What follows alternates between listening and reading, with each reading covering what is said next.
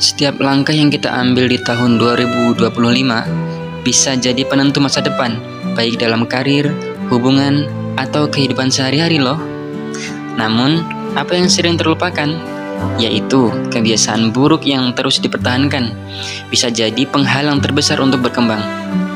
Beberapa sifat yang terlihat biasa saja, ternyata diam-diam menyabotase potensi kita untuk berkembang di tahun 2025.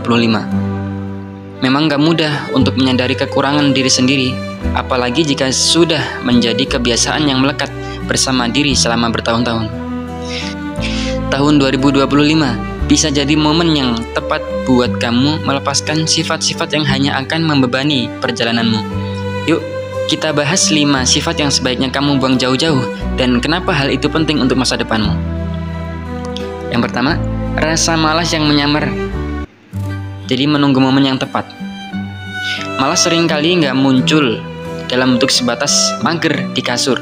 Ada kalanya rasa malas terlihat seperti menunggu waktu yang pas. Misalnya, kamu bilang akan mulai diet setelah tanggal gajian, atau mau melamar pekerjaan baru setelah merasa lebih siap.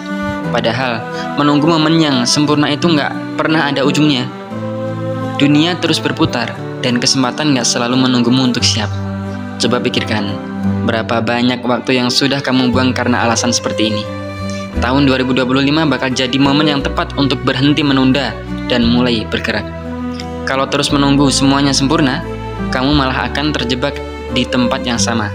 Ganti kebiasaan ini dengan aksi kecil setiap hari, meski kamu merasa belum sepenuhnya siap. Kesuksesan itu bukan soal langkah besar, tapi akumulasi dari langkah kecil yang konsisten setiap harinya dalam hidupmu. Yang kedua, perfeksionisme yang menghancurkan produktivitas. Banyak orang salah kaprah soal perfeksionisme.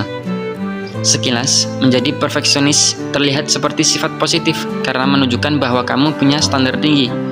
Namun, kenyataannya, perfeksionisme justru sering membuatmu takut mengambil langkah karena khawatir hasilnya nggak sempurna. Jadinya, kamu malah nggak ngapa-ngapain atau terus-menerus mengulang sesuatu yang sebenarnya sudah cukup baik. Tahun ini, belajar untuk menerima bahwa cukup baik bakal terasa lebih oke dibanding sempurna tapi nggak selesai. Alih-alih mengejar hasil sempurna, fokuslah pada progres yang kamu jalani setiap waktunya. Kamu nggak akan pernah bisa memuaskan semua orang, dan itu nggak apa-apa banget loh. Semakin kamu menerima hal ini, semakin banyak hal yang bisa kamu capai tanpa merasa terbebani. Ketiga, rasa iri yang menghabiskan energi. Di era media sosial, gampang banget buat merasa iri dengan kesuksesan orang lain. Saat melihat teman posting tentang promosi kerja, traveling ke luar negeri, atau membeli mobil baru, kamu tiba-tiba merasa hidupmu kurang berharga. Rasa iri ini bukan cuma bikin gak nyaman, tapi juga menghabiskan energi yang seharusnya bisa kamu pakai untuk fokus pada dirimu sendiri. Daripada sibuk membandingkan diri dengan orang lain, fokuslah pada perjalananmu sendiri. Guys, setiap orang punya timeline masing-masing, dan apa yang terlihat di media sosial seringkali cuma sebagian kecil dari kehidupan mereka. Lepaskan rasa iri dengan menggantinya menjadi rasa syukur, sebab semakin kamu fokus pada apa yang kamu punya, semakin besar rasa puas yang akan kamu rasakan. 4. Ketakutan akan perubahan. Perubahan itu menakutkan, apalagi kalau kamu sudah nyaman dengan rutinitas yang ada. Namun, kenyamanan seringkali jadi musuh terbesar dari perkembangan hidup seseorang.